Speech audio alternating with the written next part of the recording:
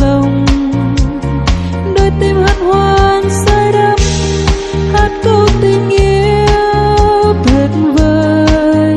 Và giờ đây tay trong tay, nguyện ước cho tình yêu đôi bên. Và câu xin cho yêu thương, nguyện ngài chứng cho lòng con. Này người yêu hỡi anh luôn, nguyện mãi yêu em, sẽ luôn yêu thương người mãi trong đời. Do mai này buồn vui sẽ đến, thật lòng anh mãi không đổi thay. Người yêu hỡi em luôn, nguyện mãi yêu anh, sẽ luôn vâng theo lời Chúa khuyên dạy. Dẫu mai này gặp bao khốn khó, nguyện xin Chúa dẫn đưa chúng con trọn đời.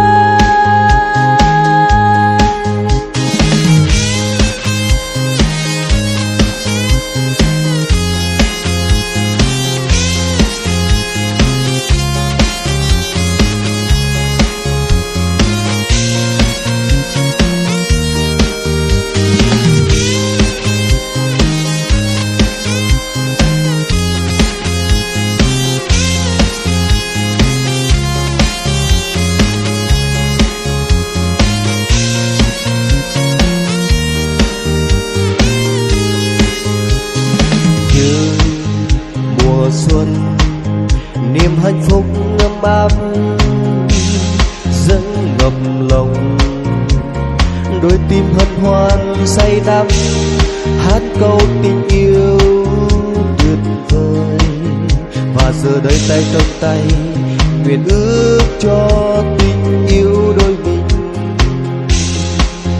Và cầu xin Cha yêu thương, nguyện ngài chứng cho lòng con.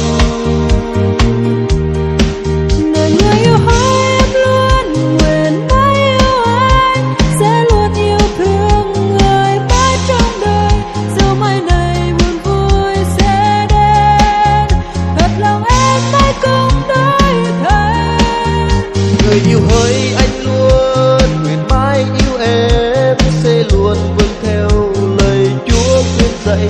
Do mai này gặp bao khốn khó, nguyện xin Chúa dẫn đưa chúng con trọn đời.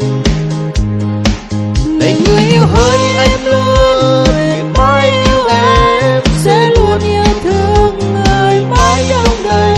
Do mai này buồn vui sẽ đến, thật lòng anh mãi không đổi thay. Người yêu hỡi em luôn, nguyện mãi yêu em, sẽ luôn vâng theo lời Chúa khuyên dạy. Do mai này gặp bao khốn khó, nguyện xin Chúa dẫn đưa chúng con